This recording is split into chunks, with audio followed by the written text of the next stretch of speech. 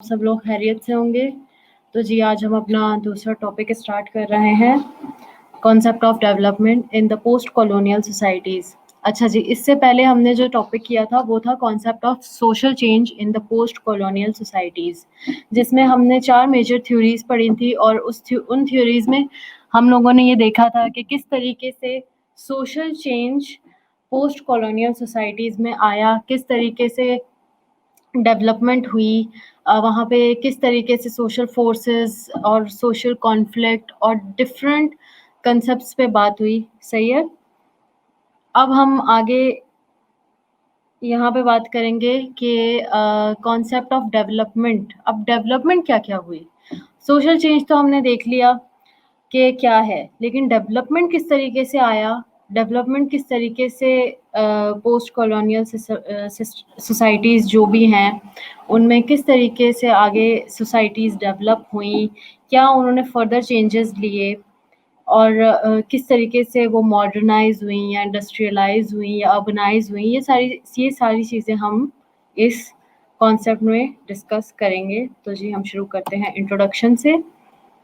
Introduction में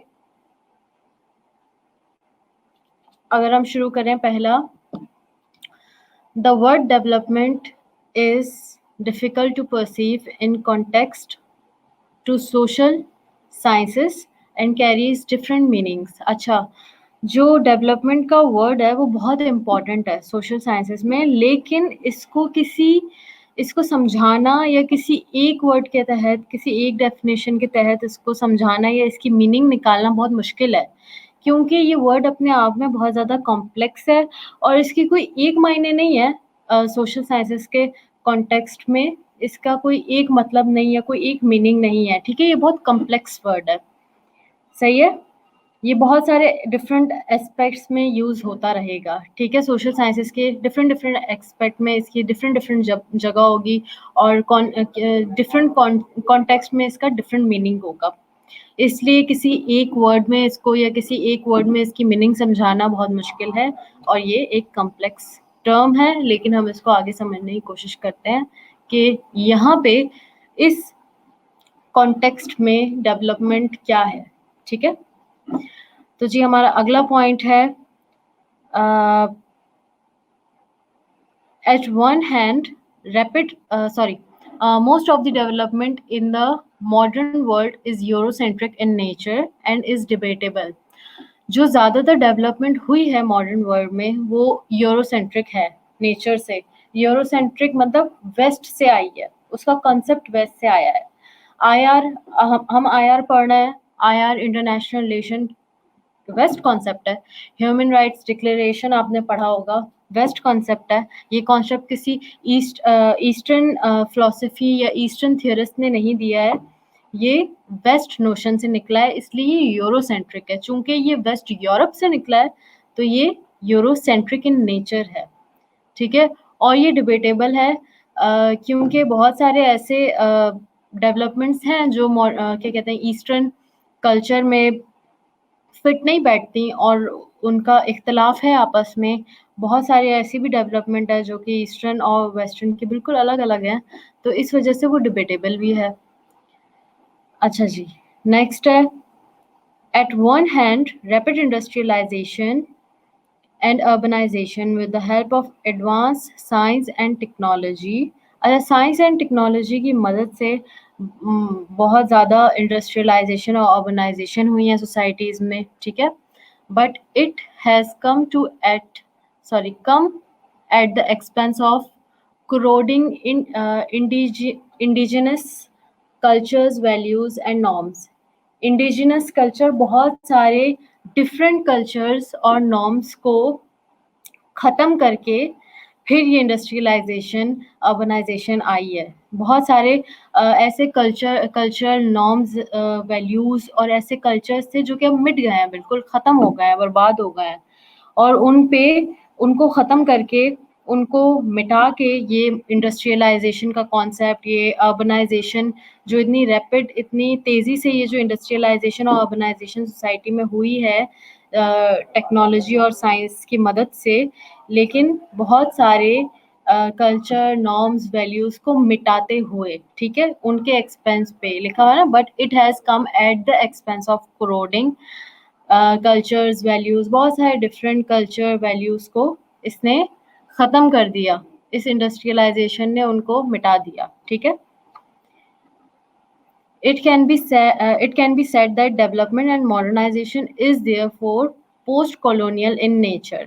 इसीलिए कहा जाता है कि ये जो डेवलपमेंट और मॉडर्नाइजेशन है ये पोस्ट कॉलोनियल है इन नेचर, ठीक है, इसकी नेचर पोस्ट कॉलोनियल है, क्योंकि ये सारी जब कॉलोनियलिज्म खत्म हुआ, क्या कहते हैं, कॉलोनीज बनना खत्म हुई और सॉवरेनिटी आई और मॉडर्न नेशन स्टेट सिस्टम को सही तरीके से लागू किया गया, उसके बाद जो भी सोशल चेंज आए, जो भी डेवलपमेंट हुई सोसाइटीज़ में, वो सारी चीज़ें हम पढ़ रहे हैं। मॉडर्नाइजेशन उसके बाद हुई, इंडस्ट्रियलाइजेशन उसके बाद हुई, जब कॉलोनियलिज्म ख़त्म हो गया और हर स्टेट, हर कॉलोनी सॉवरन हो गई, उसको सॉवरन नेशन स्टेट का टाइटल मिल गया। उसके बाद उन सोसाइटीज़ में जो चेंजेस आए, मॉडर्नाइजेशन आई, इंडस्ट्रियलाइजेशन आई, अर्बनाइजेशन हुई, डेवलपमेंट, दूसरी डेवलपमेंट्स हुई, तो वो पोस्ट कॉलोनियल है। तो इस वजह से उसे कहा गया कि वो पोस्ट कॉलोनियल इन नेचर है। Where Western influence sometimes overshadows Eastern norms and social values. और वहीं पे ही चूंकि ये सारा निज़ाम वेस्ट से आया है, तो ये अक्सर और बाज़ात ईस्टर्न नॉर्म्स और सोशल वैल्यूज़ को दबा देता है, ओवरशैडो कर देता है। ओवरशैडो का मतलब यही है कि दबा देता है उसको। वो अपनी उसका वेस्ट का अपना इन्फ्लुएंस इतना ज़्यादा होता है कि वो जो ईस्टर्न नॉर्म्स और हमारी जो सोशल वैल्यूज़ हैं उनको दबा देता है और ख़त्म कर देता है, ओवरशैडो हो जाता है।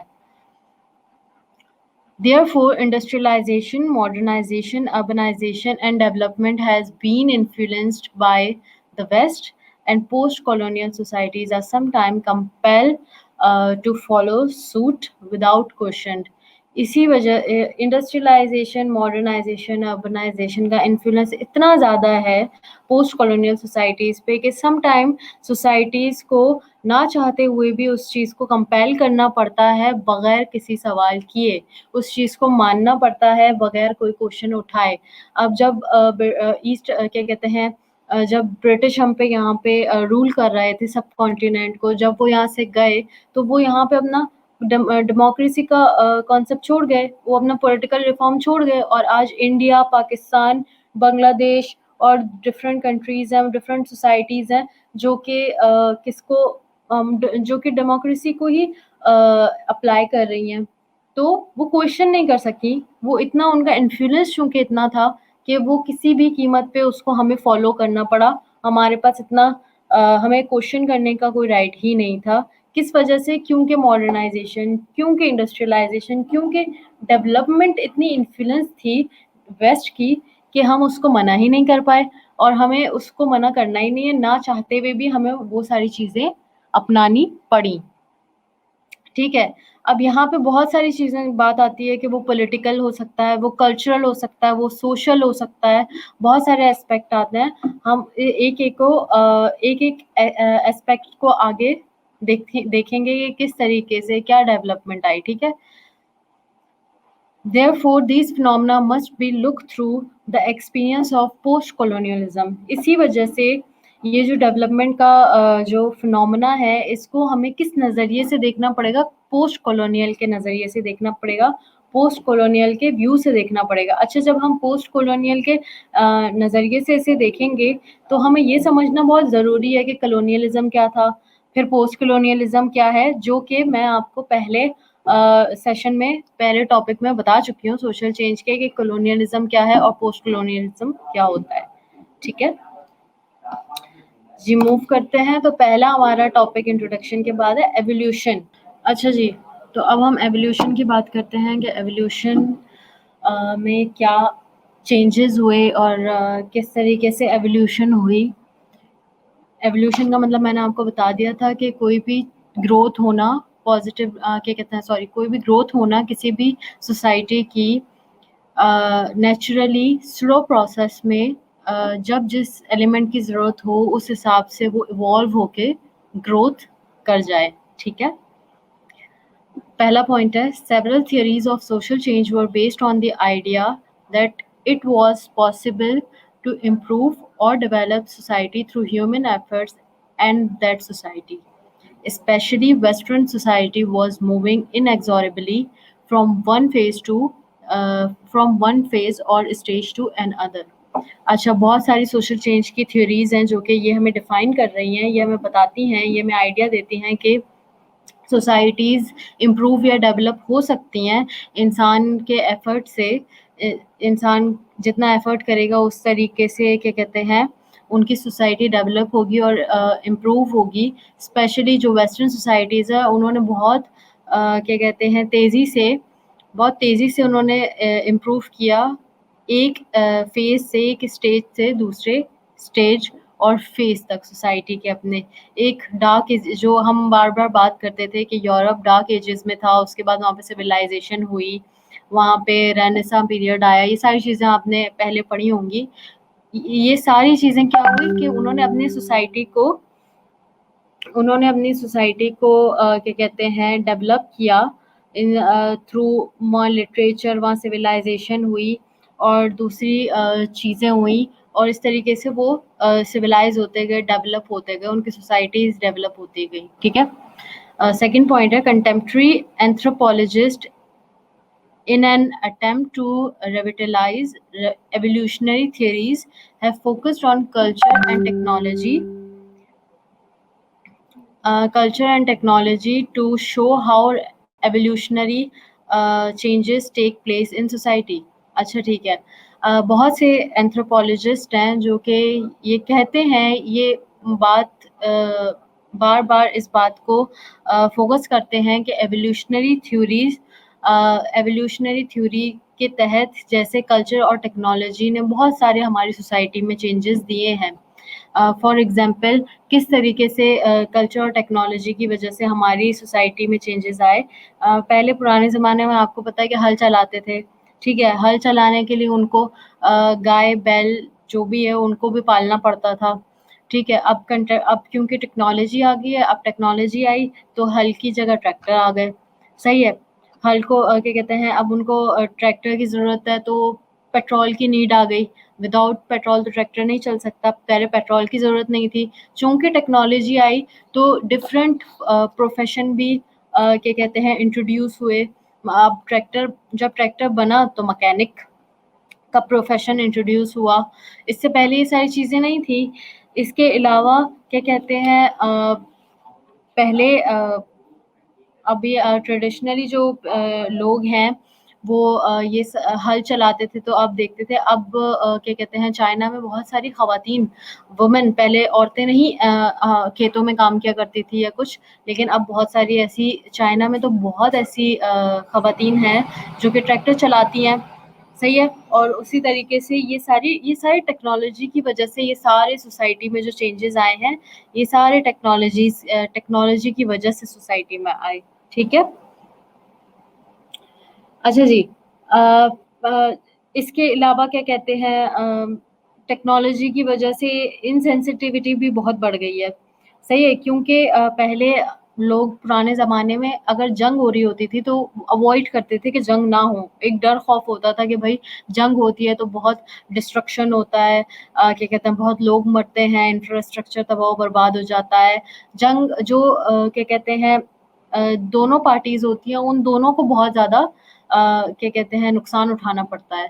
लेकिन अब चूँकि टेक्नोलॉजी इतनी अच्छी हो गई है, क्योंकि इतने अच्छे वेपन्स आ गए हैं, क्योंकि इतनी अच्छी क्या कहते हैं टेक्नोलॉजिकल एडवांसमेंट हो गई है कि आप यहाँ से बैठे-बैठे किसी भी दूसरे कंट्री पे एक बम गिराओ और वो सारा नेस्तनाबूद हो जाएगा, तबाह-बर्बाद हो जाएगा और आपकी कंट्री को कोई उससे फ़र्क नहीं पड़ेगा। ऑब्वियसली क्यों तो इसने एक सर्टेन क्या कहते हैं इतनी सोफिस्टिकेटेड टेक्नोलॉजी ने एक क्या कहते हैं सेंस ऑफ इनसेंसिटिविटी का एलिमेंट क्रिएट कर दिया है। इंसान बहुत बेसब्र हो गया है टेक्नोलॉजी की वजह से। उसको हमें ऐसी गोली चाहिए जो कि बहुत जल्दी मर्ज़ ठीक कर दे। हम कहते हैं कि हमारे सर में दर्द हो रहा है, अब अमूमन आपने ये बात सुनी होगी कि आप डिस्प्रिन खा लो, आपका आधे घंटे में सर दर्द दूर हो जाएगा। तो इन सारी चीज़ों ने क्या किया, ये सारा टेक्नोलॉजिकल एडवांसमेंट है और इसने इंसानी ज़िंदगी को बहुत तेज़ कर दिया है एक तरीके से, और जिसकी वजह से सोसाइटी में इनसेंसिटिविटी भी हुई, इंसान बहुत बेसब्रा भी हो गया है, लेकिन इससे हमारा कल्चर और वो सारी चीज़ें चेंज कर दी। तो इस पॉइंट को कि कल्चर और technology to show how evolutionary changes takes place in society. तो इस तरीके से टेक्नोलॉजी ने हमारी सोसाइटी में क्या कहते हैं चेंज लाया, या हमारी सोसाइटी इस तरीके से डेवलप हुई। ठीक है, जहाँ पे हमारे पास ट्रेडिशनल एग्रीकल्चर फार्मिंग थी, अब हमारे पास मैकेनाइज्ड इंडस्ट्रियल फार्मिंग है, क्या कहते हैं सॉरी एग्रो फार्मिंग है। ठीक है, नेक्स्ट पॉइंट है they have try to demonstrate that the major source of change is a shift in our society's basic means of subsistence। ठीक है, अच्छा जी, यहाँ पे ये बात आती है कि एक जो हमारा बेसिक मीन ऑफ सब्सिस्टेंस होता है, वो जैसे किसी कंट्री का बेसिक मीन्स ऑफ सब्सिस्टेंस जिसका इकोनॉमिक उसके मीन पे चल रहा हो। ठीक है, इसका बेसिक मीनिंग ये है। अगर कोई सोसाइटी है जो एग्रो बेस्ड है, ठीक है, जब वो इंडस्ट्रियलाइज, यहाँ पे फॉर एग्जांपल लिखा ही हुआ है कि फ्रॉम एग्रीकल्चर टू इंडस्ट्रियल, अगर कोई एग्रीकल्चर सोसाइटी है और वो इंडस्ट्रियलाइजेशन में कन्वर्ट हो जाती है या ट्रांसफॉर्म हो जाती है, तो क्या कहते हैं उसके ट्रांसफॉर्मेशन से क्या होता है, बिकॉज ईच एंड सॉरी उसके क्या कहते हैं ट्रांसफॉर्मेशन से क्या होता है कि वो सोसाइटी बहुत ज़्यादा अच्छे तरीके से उसका लिविंग स्टैंडर्ड्स, उसके दूसरे क्या कहते हैं मेजर जो सोर्सेज है, जब चेंज होगा तो इंडस्ट्रीज बनेंगी, तो जाहिर सी बात है टेक्नोलॉजी आएगी तो काम तेज़ी से हो सकेगा, जब काम तेज़ी से हो सकेगा तो वो ज़्यादा ग्रो करेगा बनिस्बत सिंपल एग्रीकल्चर जो मैनुअल है। जब इंसान को मशीन ने रिप्लेस किया तो इंडस्ट्रियलाइजेशन हुई, तो ज़्यादा तेज़ी से काम हुआ, जब ज़्यादा तेज़ी से काम हुआ तो प्रोडक्टिविटी ज़्यादा हुई, अब जब प्रोडक्टिविटी ज़्यादा हुई तो सस्टेनेंस हमारी अच्छी हो गई, एक सोसाइटी की सस्टेनेंस बहुत अच्छी हो गई, डेवलप हो गई। ठीक है, because each and every subsistence level is more productive than its predecessors। सही है, and we saw the result is a great economic surplus।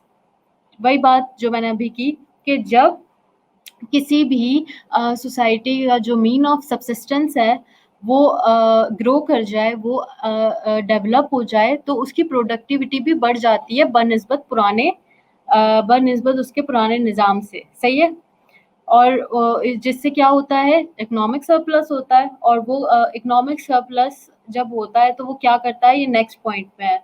देखें, जो भी पॉइंट्स है, आप एक पॉइंट का जब कॉन्सेप्ट क्लियर करेंगे तो जो दूसरा पॉइंट है वो उससे कनेक्टेड है।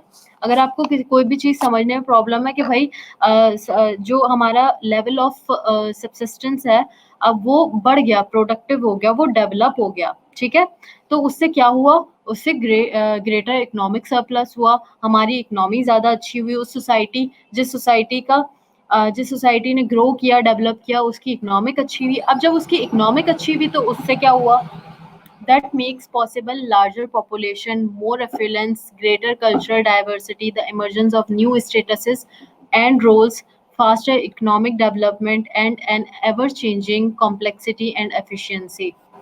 अच्छा, उसने क्या किया, लार्ज पॉपुलेशन ग्रो हुई, पॉपुलेशन, अब आप बोलेंगे कि इसमें पॉपुलेशन का क्या, पॉपुलेशन इससे किस तरीके से ग्रो हुई, तो जी वो ऐसे हुई जब हमारी सोसाइटी में क्या कहते हैं, जब हमारी सोसाइटी ग्रो करती है, हम इकोनॉमिकली अच्छे होते हैं।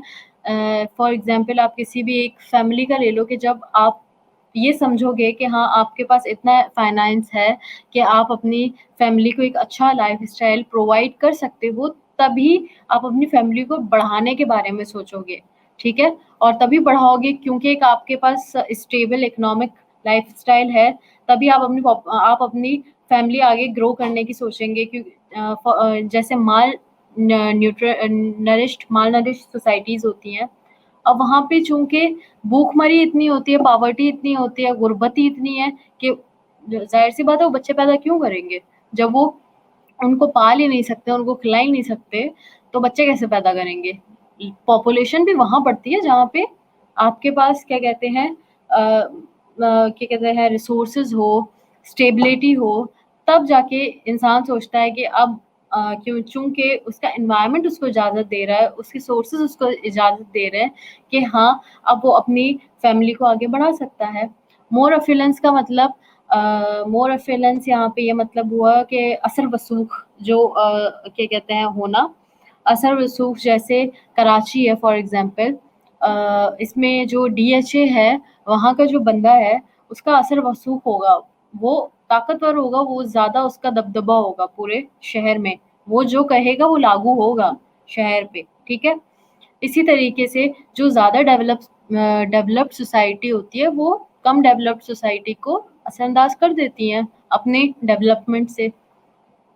कल्चरल डाइवर्सिटी होती है, कल्चरल डाइवर्सिटी हमने देखी कि डिफरेंट कल्चर्स होते हैं, मिल जाते हैं। न्यू स्टेटसेस एंड रोल, अभी हमने ऊपर बात की थी कि नया प्रोफेशन आ जाना, जब हल को ट्रैक्टर ने क्या कहते हैं रिप्लेस किया, तो नया प्रोफेशन आया मैकेनिक का।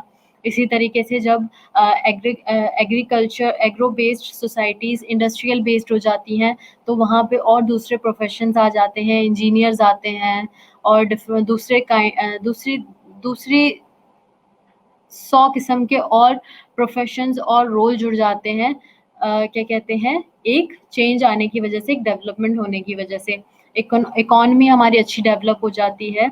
ये बहुत ज़्यादा क्या कहते हैं और ये हमारे टाइम को बहुत मैनेज करता है, टाइम बचाता है और हम ज़्यादा अच्छे से एडवांस हो सकते हैं। ऑटोमोबाइल्स, अगर आप देखें कि ऑटोमोबाइल्स आई, गाड़ियाँ हैं, ट्रैक्टर हैं, ये सारी चीज़ें हैं, हमारी इम्पोर्ट एक्सपोर्ट बेहतर हो जाती है। जब हमारी इम्पोर्ट एक्सपोर्ट बेहतर हो जाती है, तो क्या कहते हैं वही बात कि हमारी इकोनॉमी डेवलप हो जाती है। ये बहुत कॉम्प्लेक्स मामला है, लेकिन एफिशिएंसी है, ठीक है? ये इसी तरीके से सोसाइटीज़ डेवलप होती हैं। अच्छा ठीक है, यही आगे कंटिन्यू हो रहा है पॉइंट।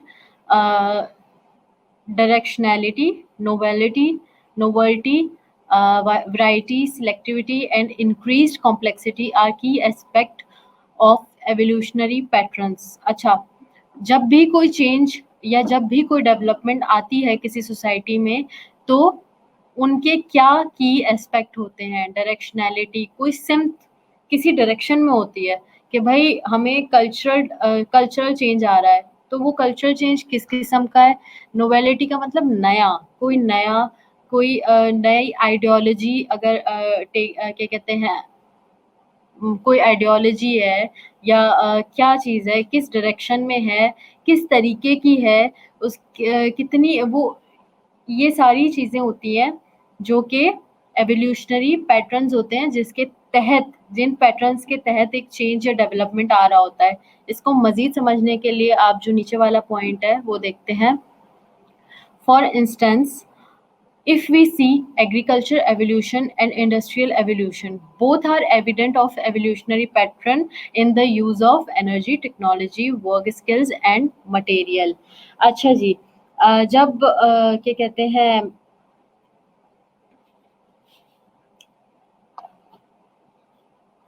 जब क्या कहते हैं क्या कहते हैं एग्रीकल्चरल सोसाइटीज़, जो भी एग्रीकल्चरल सोसाइटीज़ वो इंडस्ट्रियल सोसाइटीज़ में तब्दील होती हैं, तो क्या होता है, वो उनको फिर एनर्जी भी चाहिए। अब टेक्नोलॉजी बनाने के लिए पहले उनको एनर्जी बनानी पड़ेगी, एनर्जी बनेगी और उससे टेक्नोलॉजी होगी, वर्क स्किल्स, वो रिसोर्सेज होने चाहिए, मटेरियल होने चाहिए। जैसे नोवेलिटी की बात आई थी कि नई चीज़ें, जिससे पनचक्की बनाई गई, ड्रोन टेक्नोलॉजी बनाई गई, विंड मिल्स बनाई जाती हैं और क्या कहते हैं सारी चीज़ों को मैकेनाइज़ करने के लिए, उसको इंडस्ट्रियलाइज़ करने के लिए बहुत सारी चीज़ें हमें चाहिए होती है। अगर हमारे पास टेक्नोलॉजी मिसाल के तौर पे आ गई है, तो उस टेक्नोलॉजी को समझने वाला और उस टेक्नोलॉजी को यूज़ कैसे करना है, उसके लिए हमारे पास उसकी वर्क स्किल्स होनी चाहिए। हम अपने जो भी क्या कहते हैं जब टेक्नोलॉजी आएगी ऑब्वियसली, तो उसको यूज़ करने के लिए हमारे पास वर्क स्किल्स होंगी। जब हमारे पास वो टेक्नोलॉजी बन किस मटेरियल से रही है, उसके लिए हमें मटेरियल चाहिए। तो ये जो energy, technology, work skill, material, ये सारे एवोल्यूशनरी पैटर्न बन गए एक डेवलपमेंट के, एक चेंज के। ठीक है? ये दूसरा थर्ड पॉइंट है, each improvement required directionality, novelty and variety and each resulted in increase complexity. अच्छा ठीक है, ये वही बात है कि वो डेवलप ज़्यादा हो जाती हैं, जो हम ऊपर बात कर रहे थे, इसी को पॉइंट को रिमूव क्या कहते हैं, रिपीट है। अच्छा जी, many other factors such as culture, religion, ancient philosophy of a nation also contribute towards the evolutionary process of society. अच्छा जी, यहाँ पे यहाँ पे बात होती है कि ये सिर्फ चेंज टेक्नोलॉजी का चेंज नहीं होता, बल्कि कल्चर में भी चेंज होता है, रिलीजन में भी चेंज आता है, एंशिएंट फिलॉसफी में भी चेंज आता है। ठीक है? वो कैसे? फॉर एग्जांपल, जैसे ईस्टर्न कंट्रीज़ हैं, या मिसाल के तौर पे आप इंडिया ले लें।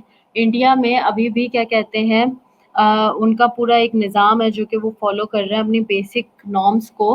अशोका का जो थ्री लाइन सिंबल है, वो उनका सिंबल है, और चाणक्य की पॉलिटिकल फिलॉसफी है, वो उसको क्या कहते हैं, चाणक्य की पॉलिटिकल फिलॉसफी को अभी तक वो प्रैक्टिस करते हैं। मॉडर्न मेडिसिन्स आने के बावजूद भी वहाँ पे आयुर्वेदिक और जड़ी बूटी क्या कहते हैं, जो मेडिसिन्स होती हैं वो भी यूज़ की जाती हैं। हालाँकि मॉडर्न मेडिसिन आ गई हैं, लेकिन आयुर्वेदिक का निज़ाम या क्या कहते हैं, वो कंसेप्ट ख़त्म नहीं हुआ है। वहाँ पे बहुत से ऐसे लोग हैं जो कि उस पे बिलीव नहीं करते, और वही वो आयुर्वेदिक और जड़ी बूटी जो मेडिसिन्स हैं डिफरेंट तरीके की, वो उसी को ही प्रैक्टिस करते हैं। तो ये नहीं है कि चेंज आने से अपनी एंशिएंट कल्चर या रिलीजन को बिल्कुल छोड़ दिया जाए, ऐसा नहीं होता, बल्कि वो चेंज के साथ-साथ बहुत सारी ऐसी चीज़ें हैं जो कि वो अपनी बेसिक्स, नॉर्म्स और वैल्यूज़ को लेके भी चल रहे होते हैं। ठीक है? यहाँ पे हमारा एवोल्यूशन खत्म हो गया कि एवोल्यूशन किस तरीके से होती है, किस तरीके से एक सिंपल सोसाइटी कॉम्प्लेक्स सोसाइटी में तब्दील हो जाती है थ्रू कल्चर और technology, through science and technological advancement. अब हम बात करते हैं, हमारा सेकंड है डिफ्यूजन। अच्छा जी, डिफ्यूजन क्या होता है? Diffusion is the process by which innovations spread from one culture to another or form a subculture into the larger culture.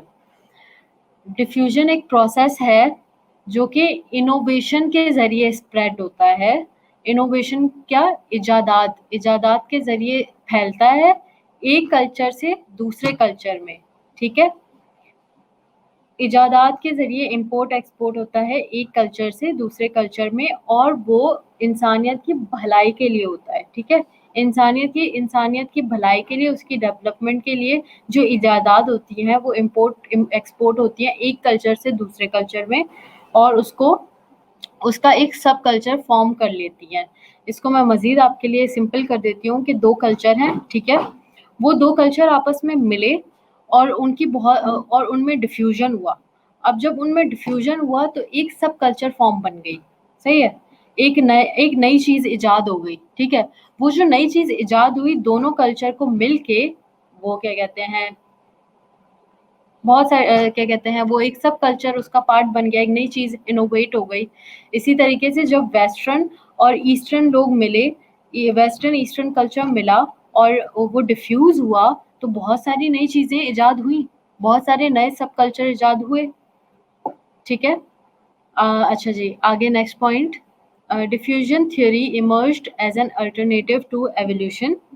It is based on an idea of culturally dominant centers, which was made into theory of social change by G. Elliot Smith. ठीक है? Smith ने बताया कि diffusion की जो theory है वो किसका अल्टरनेटिव है, एवोल्यूशन का। ठीक है? जो कि किस आइडिया पे बेस्ड करता है, कल्चरली डोमिनेंट सेंटर। अच्छा, किस तरीके से, वो हम नेक्स्ट में देखते हैं। According to Smith, an unusual constellation of circumstances uh, resulted in a great spurt in cultural development in Egypt। अच्छा जी, ये कहता है कि डिफ्यूजन जो है वो बहुत सारे डिफरेंट सर्कमस्टेंसेस को जोड़ के और बहुत तेजी से आता है। बहुत सारी ऐसी चीजें हो जाती हैं, बहुत सारी ऐसी झमकट्टा, कंस्टलेशन का मतलब होता है झमकट्टा बन जाना, बहुत सारी चीजें एक साथ, सही है। ऐसे डिफरेंट सर्कमस्टेंसेस का रिजल्ट होता है जो कि एकदम से कल्चर डेवलपमेंट होती है, जैसे कि इजिप्ट में हुई। ठीक है। Around 300 BC, agriculture technology was rapidly improved. Geometry was invented, metalworking and tool making processes were developed, and a new and effective political order was devised। ठीक है। एग्रीकल्चर टेक्नोलॉजी वहाँ पे आई, ठीक है। और जियोमेट्री इन्वेंट हुई, बहुत सारे मेटल के बताया गया कि किस तरीके से मेटलर्जी से और क्या क्या चीज़ें बन सकती हैं, टूल्स किस तरीके से बनते हैं, और बहुत सारी नई नई चीज़ें और नए नए पॉलिटिकल रिफॉर्म्स वहाँ पे इजाद हुए। अच्छा जी, यहाँ पे जो डिफ्यूजन में इनोवेशन का मतलब है ना, वो सिर्फ एक नहीं है कि वो टेक्नोलॉजी है। इनोवेशन का मतलब यहाँ पे बहुत सारी चीज़ें हो सकता है। इनोवेशन का मतलब यहाँ पे पॉलिटिकल आइडियोलॉजी, कोई नई पॉलिटिकल आइडियोलॉजी आ गई, वो नया पॉलिटिकल वो भी नई पॉलिटिकल आइडियोलॉजी आना भी एक इनोवेशन है।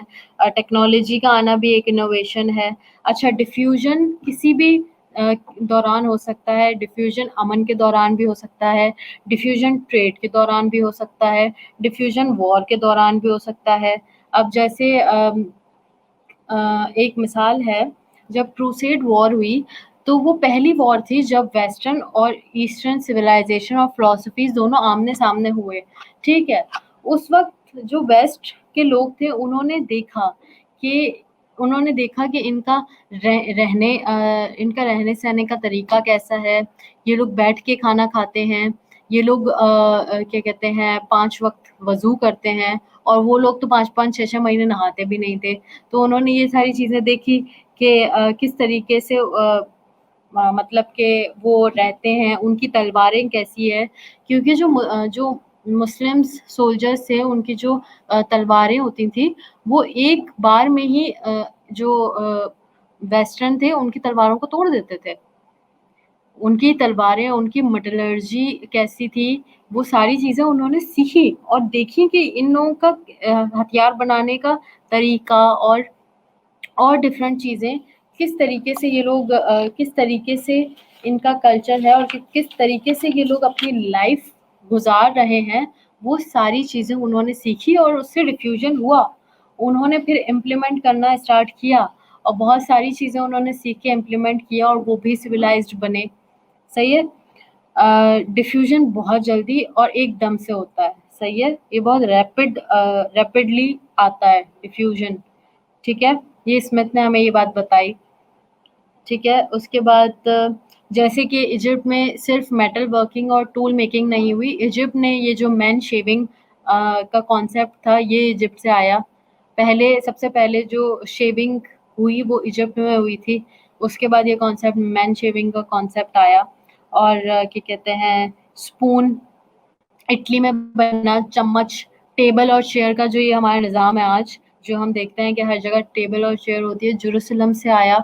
सबसे पहले टेबल चेयर वहाँ पे बना था। उसके बाद क्या कहते हैं, आज पूरी सोसाइटी में, हर सोसाइटी में आप देखें टेबल चेयर, तो ये कॉन्सेप्ट है ना, ये डिफ्यूजन है। एक चीज़ इजाद हुई और वो सब लोग और डिफ्यूज़ हो गई, फैल गई दूसरे कल्चर्स में, दूसरी सोसाइटीज़ में। ठीक है, उसको अडॉप्ट कर लिया। और पहिया, सबसे पहले पहिया इजिप्ट में बना था। ये भी एक टेक्नोलॉजिकल एडवांसमेंट है कि सबसे पहले पहिया इजिप्ट में बना था, और उसके बाद आज हम देख रहे हैं कि किस तरीके से वो हर सोसाइटी में डिफ्यूज हो चुका है। ठीक है। Smith argued that the inventiveness of the Egyptians of that period was the cause of social change in various parts of the world.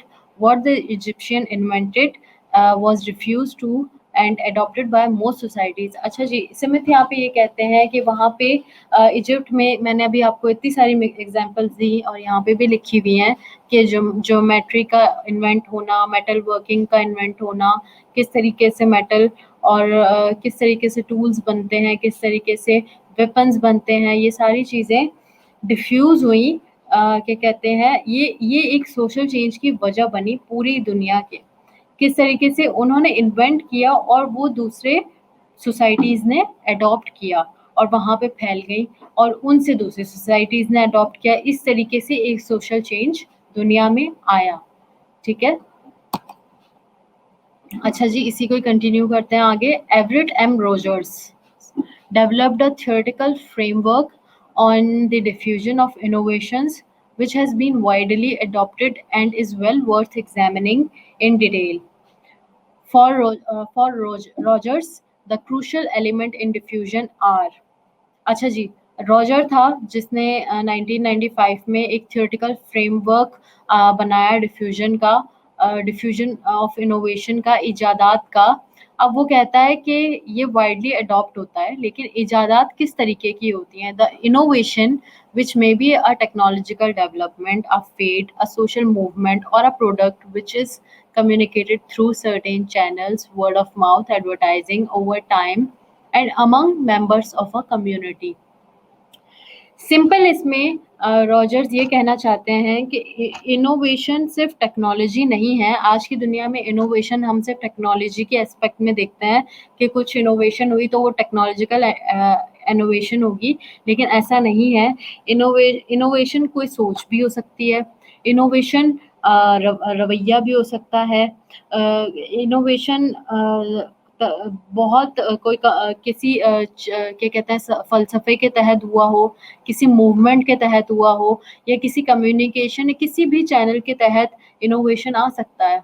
बहुत सारे रिलीजियस इनोवेशन भी होते हैं और बहुत सारे डिफ्यूजन्स भी होते हैं, जैसे पहले क्या कहते हैं, बहुत सारे पहले जैसे टेम्पररी मैरिजेस अलाउड होती थी, लेकिन अब नहीं है। पहले होती थी पर वो अब नहीं है, वो सारी चीज़ें अब नहीं है, सही है।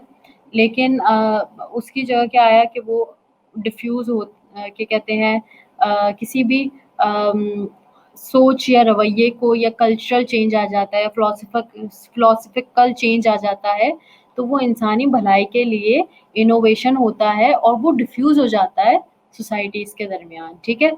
On the basis of research evidence, he then identifies 5 stages of adoption process. अच्छा, उसने बोला कि 5 स्टेजेस होते हैं एडॉप्शन प्रोसेस के, और वो क्या होते हैं? पहला देखते हैं, awareness stage. The individual knows of the new idea but lack of sufficient information about it। अच्छा, अवेयरनेस स्टेज में आप किसी चीज़ से अवेयर हैं, लेकिन आपके पास उसकी उतनी इंफॉर्मेशन, उतनी सफिशिएंट, उतनी इंफॉर्मेशन नहीं है उस चीज़ के बारे में, लेकिन आपको पता है। फॉर एग्जांपल, न्यूक्लियर एनर्जी के बारे में बहुत से मुल्कों को पता है, लेकिन सिर्फ 7 मुल्कों के पास, सिर्फ 7 कंट्रीज़ हैं जिनके पास न्यूक्लियर एनर्जी की सफिशिएंट इंफॉर्मेशन है कि उन्होंने वो न्यूक्लियर पावर है और उन्होंने न्यूक्लियर एटॉमिक बम बना लिया या न्यूक्लियर एनर्जी बना ली उन्होंने। ठीक है? लेकिन बहुत से ऐसे कंट्री है जिनके जो बनाना चाहते हैं, बट उनके पास ये आइडिया है, बट उनके पास इसके लिए इंफॉर्मेशन नहीं है। ठीक है? उसके बाद जो दूसरा स्टेज है वो है कि the individuals become interested in the idea and seeks more information। ठीक है? जो इंडिविजुअल हैं, जब उनको, बहुत से ऐसे कंट्रीज़ हैं जब उनको क्या कहते हैं, न्यूक्लियर के बारे में वो अवेयर हैं और उनको बहुत अच्छी लगी ये चीज़, सही है, तो वो क्या करते हैं, उसकी इंफॉर्मेशन गैदर करना स्टार्ट करते हैं। अब वो उसका डेटा चाहे चुरा लें, चाहे गेन करें, चाहे वो अपने वहाँ के बच्चों को, स्टूडेंट्स को पढ़ने के लिए भेजें कि भाई इस डिसिप्लिन में आप पढ़ के आओ, इस डिसिप्लिन में आप मास्टर्स करके आओ, या इस डिसिप्लिन में आप क्या कहते हैं, बैचलर करके आओ, पीएचडी करके आओ। इस तरीके से वो उसकी नॉलेज सीख करते हैं किसके बाद? जब उनका इंटरेस्ट पैदा हो जाता है उस चीज़ में, ठीक है? उसके बाद आती है इवैल्यूएशन स्टेज। इवैल्यूएशन स्टेज में क्या होता है कि the individual makes a mental application of the new idea to his or her present and anticipated future situation and make the decision either to try it or not. ये process जैसे क्या कहते हैं, अब उनको पता चल गया, इंफॉर्मेशन उनके पास आ गई, अब उनको टेस्ट करना है, अब उनको एप्लीकेंट क्या कहते हैं अप्लाई करना है। अब उनको क्या कहते हैं उस पे एक जाहिर सी बात है, अब वो उस पर गौर फिक्र करेंगे, इवेल्युएशन करेंगे कि भाई एक्सपेरिमेंट्स करेंगे कि आया हमें जो क्या कहते हैं न्यूक्लियर एनर्जी का जो बेस है वो हमें यूरेनियम का रखना है या प्लूटोनियम का रखना है। जैसे मिसाल के तौर पे पाकिस्तान ने का जो उन्होंने यूरेनियम बेस एनरिचमेंट की और इंडिया है वो प्लूटोनियम है। अब उनकी वजूहात होंगी, उन्होंने बहुत सारे एक्सपेरिमेंट किए होंगे, उनको वो सूट किया, उन्होंने उस तरीके का न्यूक्लियर एनर्जी बनाया। हमें जो सूट किया हमने उस तरीके का न्यूक्लियर एनर्जी बनाया, ठीक है? और हमने एक्सपेरिमेंट करना स्टार्ट किया। हमने जब एक्सपेरिमेंट करना स्टार्ट किया होगा तो जो हमारी ज़रूरत के हिसाब से होगा हमने उस एलिमेंट को लिया, सही है? इसके बाद जो चौथा स्टेज है trial stage, the individual uses the innovation on a small scale to determine its utility. Trial stage, अब जाहिर सी बात है जब हमने एवेल्युएशन किया होगा तो हम बहुत बार फेल भी हुए होंगे, सक्सेसफुल नहीं होंगे। लेकिन 1998 में जब हमने अपना न्यूक्लियर एटॉमिक धमाका किया, हम सक्सेसफुल हो गए। हमने जब लॉन्च किया तो हम सक्सेसफुल हो गए, सही है? वो हमारा ट्रायल स्टेज था कि हम सक्सेसफुल हुए। और वही ट्रायल स्टेज क्या कहते हैं, उससे पहले हम बहुत बार फेल भी हुए होंगे, हम भी, और जो डिफरेंट ममालिक हैं जिनके पास ये न्यूक्लियर एनर्जी है वो भी बहुत बार फेल हुए होंगे, लेकिन उन्होंने सीखते सीखते सीखते सीखते आखिरकार वो सक्सेसफुल हो गए। उसके बाद जो फाइनल स्टेज आती है वो एडॉप्शन स्टेज आती है, जो कि क्या होती है? The individual accept the innovation and commits oneself to use it.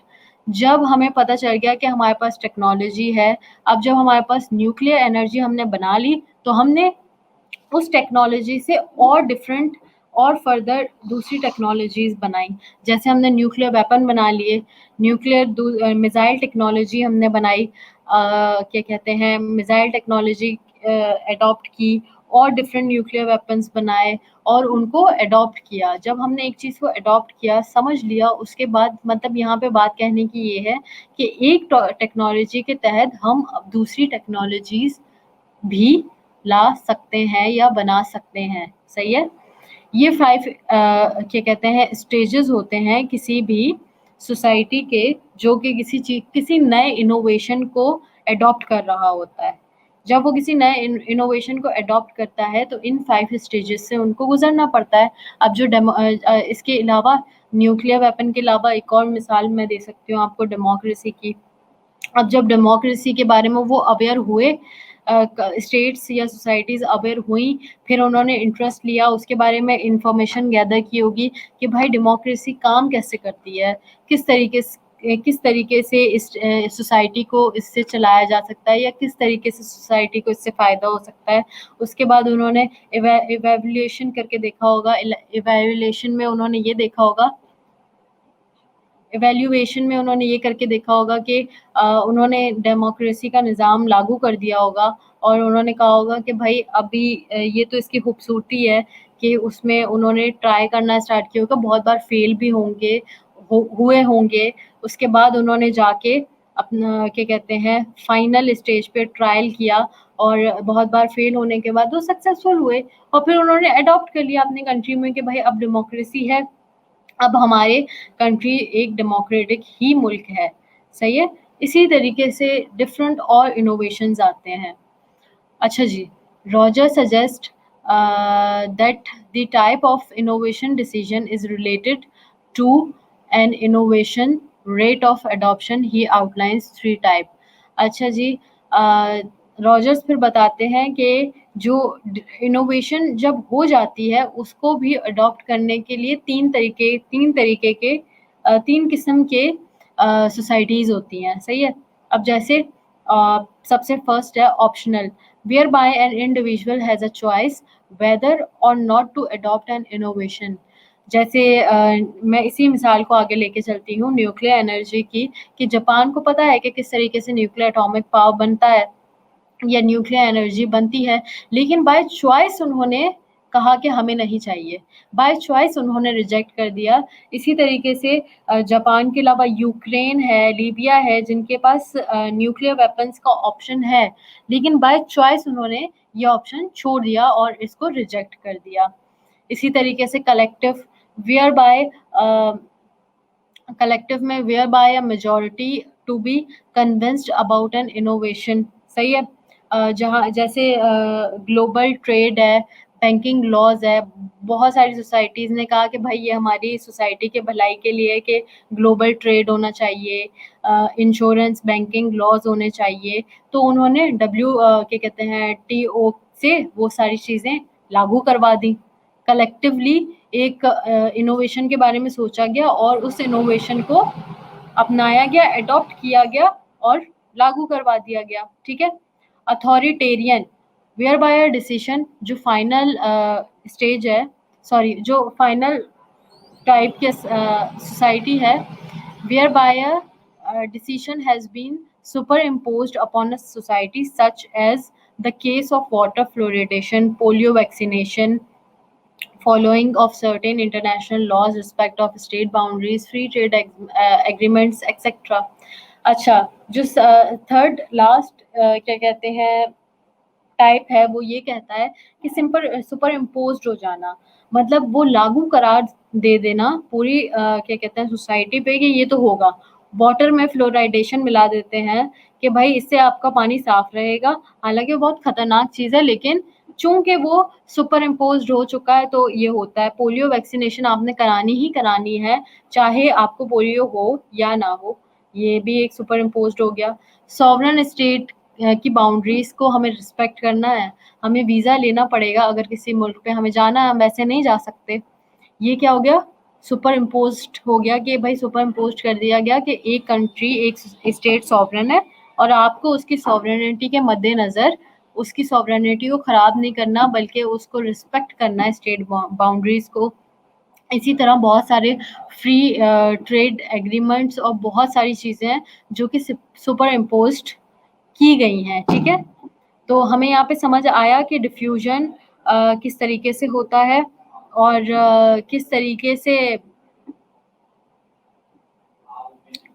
से एवोल्यूशन होती है सोसाइटी में, किस तरीके से डेवलपमेंट आती है, किस तरीके से इनोवेशन के तहत डिफ्यूजन होता है सोसाइटी में, और वो डिफ्यूजन इंसानी भलाई और इंसानी सोसाइटी डेवलपमेंट के लिए होता है, ठीक है। इसके बाद जो हम अपने नेक्स्ट सेशन में कवर करेंगे आगे दूसरे मॉडर्नाइजेशन, इंडस्ट्रियलाइजेशन, अर्बनाइजेशन का जो एस्पेक्ट है वो हम अपनी नेक्स्ट सेशन में देखेंगे उसको। और इसके बाद जो क्या कहते हैं ये सारी चीज़ें भी हम अपने नेक्स्ट सेशन में देखेंगे कि और आगे डिफ्यूजन में या और डोनाल्ड, यहाँ पे एक नाम लिखा हुआ है डोनाल्ड ए सेकंड, उन्होंने क्या बोला है, वो क्या कहते हैं इनोवेशन और डिफ्यूजन के बारे में, ये सारी चीज़ें हम अपने नेक्स्ट टॉपिक में डिस्कस करेंगे। थैंक यू सो मच, अल्लाह हाफिज़।